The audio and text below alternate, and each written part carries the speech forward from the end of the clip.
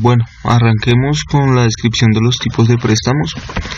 El primer tipo de préstamo es para proyectos. En este tipo de préstamos lo que se trata de hacer,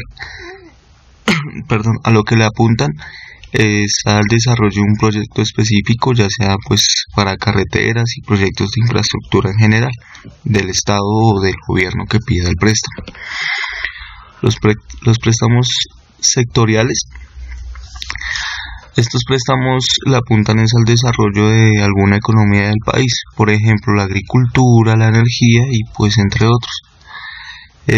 Pues estos préstamos tienen algunas condiciones que determina el Banco Mundial, pero pues de esas condiciones hablaremos más tarde. Los préstamos institucionales. Los préstamos institucionales lo que apuntan es al desarrollo de la reorganización de alguna institución del gobierno. Entonces, ¿qué pasa? Principalmente hablan es del interés a liberar el comercio frente al gobierno. Es una de las condiciones para este. Pero entonces los préstamos institucionales lo que hacen es darle una carga de dinero a alguna entidad propia del Estado para que se desarrolle y pues como dice, la apunta al desarrollo de algunos condicionamientos al beneficio internacional. Pues que eso también lo vamos a hablar ahorita más adelante. El préstamo de ajuste estructural. Este préstamo fue pues diseñado para aliviar la crisis de la deuda externa. Entonces, ¿qué hace? Convierte los recursos económicos nacionales en una producción. ¿Para qué? Para que esta producción sea exportada y así se fomenta la entrada de capital extranjero a los países.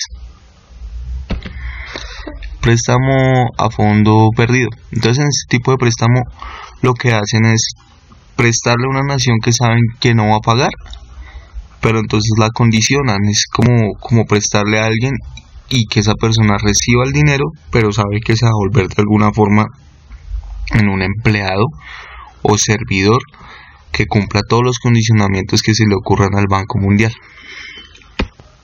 Bueno, esos son los tipos de préstamo. Ahora podemos hablar de la historia. Pues el Banco Mundial nace junto con el Fondo Monetario Internacional en 1945. Principalmente eran 38 países y pues a través de la historia del desarrollo más bien del Banco Mundial se han ingresado un total de 181 países miembros y esos son los que lo componen actualmente. Bueno, el principio cuando se fundó este banco, pues el principio inicial lo hemos llamado nosotros, es que el banco se fundó fue para levantar las economías de los países que habían participado en la Segunda Guerra Mundial, pero en los países europeos, pues ya que después de la Segunda Guerra Mundial quedó devastado pues casi media Europa, sino Europa en su totalidad, y pues fue abarcados por la pobreza y la destrucción. Entonces el Banco Mundial era como esa entidad que se pensaba para que los países que terminaron destruidos pudieran levantar y reestructurar otra vez sus economías a través de un préstamo. Bueno, los primeros préstamos. El primer préstamo fue para Francia y fue un préstamo por 250 millones de dólares, pues que en aquel momento fue un capital alto. Luego se le prestó a Chile, Japón y Alemania, entre otros países. Pues Francia fue como la más devastada a través de la Segunda Guerra Mundial. Estaba muy cerca de Alemania y pues sufrió los bombardeos de los alemanes, los que se le estaban haciendo a los alemanes y demás. Bueno, con el impulso y la rentabilidad que tomaron los préstamos del Banco Mundial, poco a poco se formó, fue como un grupo de bancos cuya intención era pues meter capital allí y recibir dinero como todos los bancos, pero entonces los bancos se comenzaron fue a especializarse, sectorizaron los bancos y entonces un cierto tipo de banco que ingresaba lo que hacía era hacer ciertos préstamos para unos fines específicos del tipo del que ya se describió.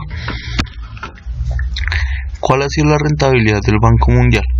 Entonces pues el Banco Mundial a través de los años ha tenido la ganancia por los intereses, que pues es como el modelo de todos los bancos.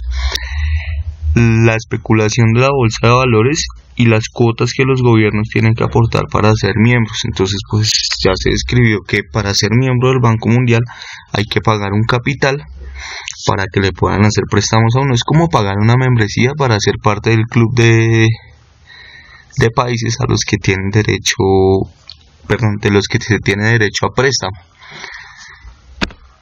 Bueno, por ejemplo, en 1970, hablando de la rentabilidad, el banco prestaba 2.000 millones de dólares y 2 años después, en 1972, esa cifra subió ya a 1.000 millones de dólares.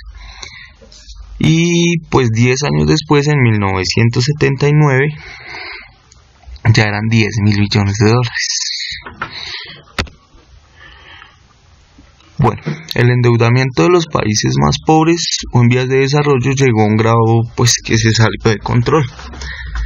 Entonces el Banco Mundial comenzó a prestar o a realizar préstamos para que se le pagaran los intereses que se le debían al propio banco. Entonces era como prestar, endeudarse para tapar un hueco, pero pues se abría un hueco más grande.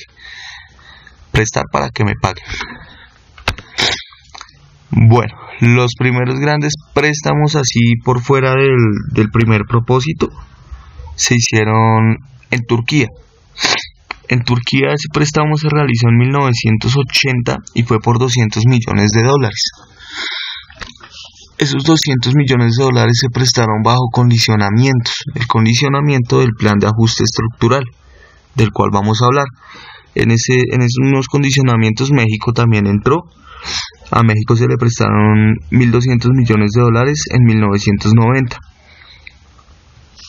Es uno de los países, y creo que es el país latinoamericano que más le debe al Banco Mundial y tiene la deuda externa por los cielos.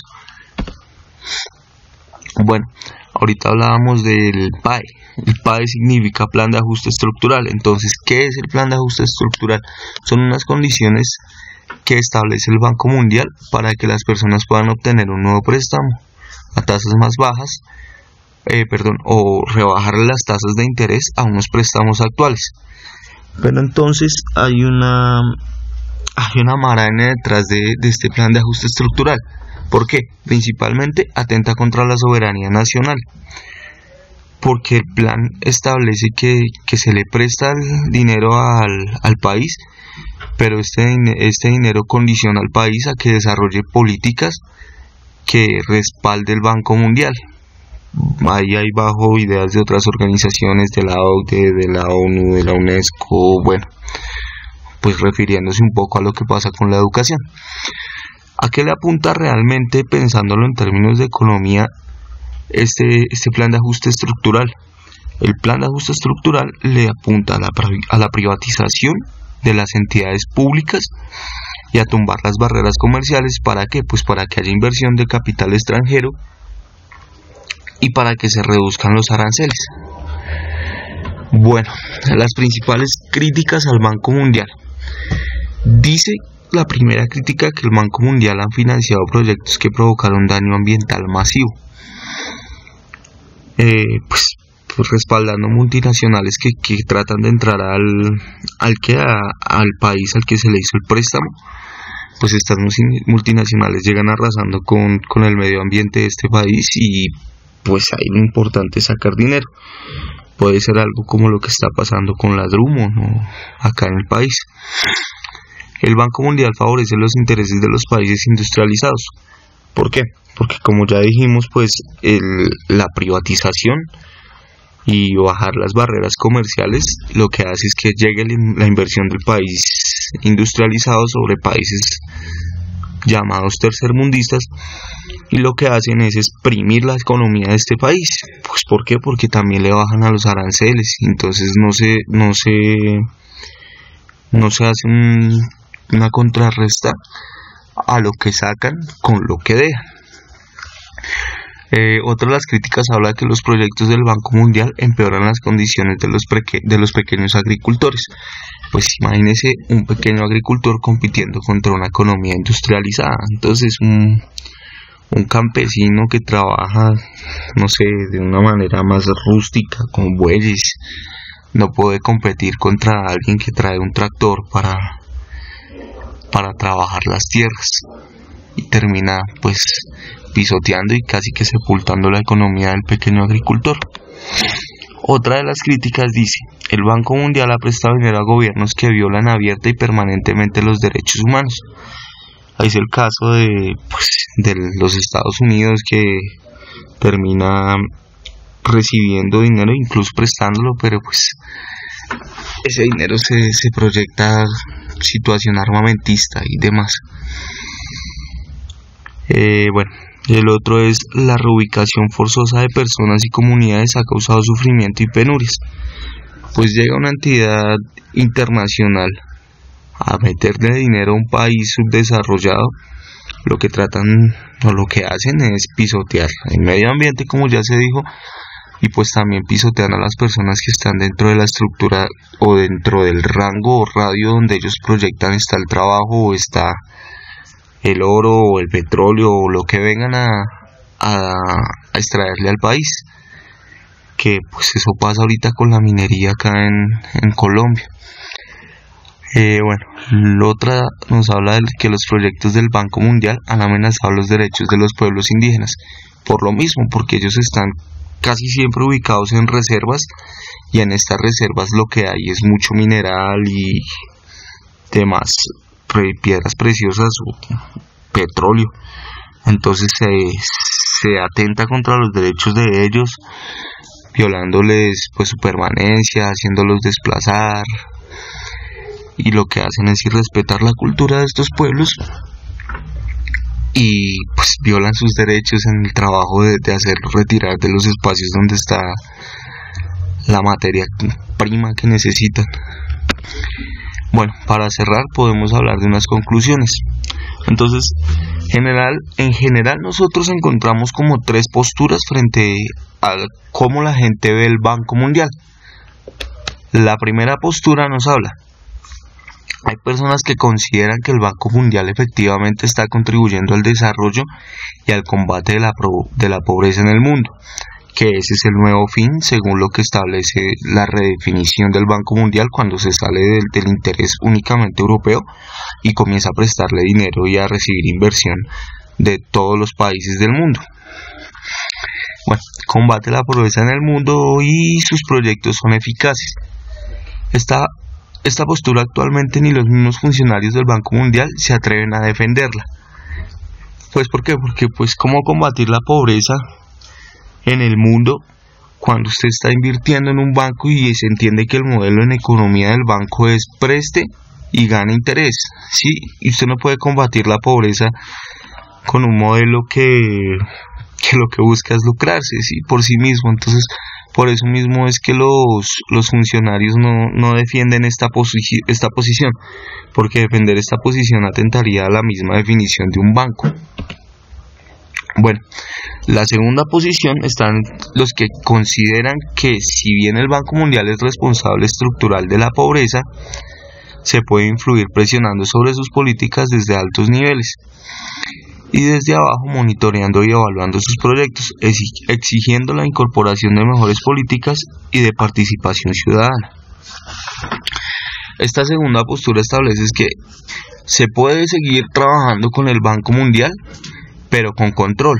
¿Qué tipo de control? Desde arriba tiene que haber influencias políticas, y desde abajo la participación ciudadana es la que tiene que evaluar los proyectos y monitorearlos e incluso aceptarlos. Entonces, ¿qué se pretende? Que el Banco Mundial desde su estructura dé participación a las personas directamente afectadas o beneficiadas con los planes y proyectos que planean desarrollar en el país, cualquiera que sea el país. Y la tercera y última postura habla de quienes consideran que si bien es necesario influir en las políticas del Banco Mundial, en última instancia continuará impulsando el modelo neoliberal y y generando pobreza estructural. Por tanto, el Banco Mundial debería desaparecer y conformarse otros mecanismos mundiales dentro de un nuevo modelo de arquitectura económica que equilibre la justicia y la real distribución de la riqueza. Entonces, en esta posición la gente lo que dice es como el Banco Mundial está generando una problemática que nadie se atreve a asumir, pues porque el Banco Mundial está dirigido por los que gobiernan el mundo, ¿sí? Entonces toca voltear esta estructura, no, más que voltearla, toca tumbar esta estructura e implantar un nuevo modelo que le apunte y responda a la construcción de una economía actual, reciente, y que entonces este modelo tiene que ser equilibrante entre la justicia y la distribución de la riqueza. Es como una idea, no sé cómo suena eso, es una idea comunista dentro del capitalismo, ¿sí? Esa es la posición que asumen las personas. Nosotros como grupo, yo creo que podríamos tirar más a la segunda, que habla como de la democratización como tal del Banco Mundial, ¿sí? Y pues entendiéndose democratización desde la perspectiva más pura de la democratización, que habla de la participación de todas las personas que se vean afectadas de una manera positiva o negativa frente a cualquier tipo de decisión política o intervención sobre el ecosistema, sobre las riquezas naturales de un país, etcétera, ¿sí? Creo que desde nuestra posición podemos hablar desde la democratización de la estructura del Banco Mundial, porque si bien está mal encaminada, es una idea que originalmente nació aparentemente sin la intención de lucrarse, sino que pues se fue desviando por la inversión de capital, y el dinero pues al final la inversión de capital privado lo que apunta es a la ganancia. Bueno, creo que esto sería todo desde la exposición mía, de mi parte, perdón, la exposición de nuestro grupo, pues esto sería como mi parte, y pues no sé, gracias, y pues ahí los dejo con Esteban.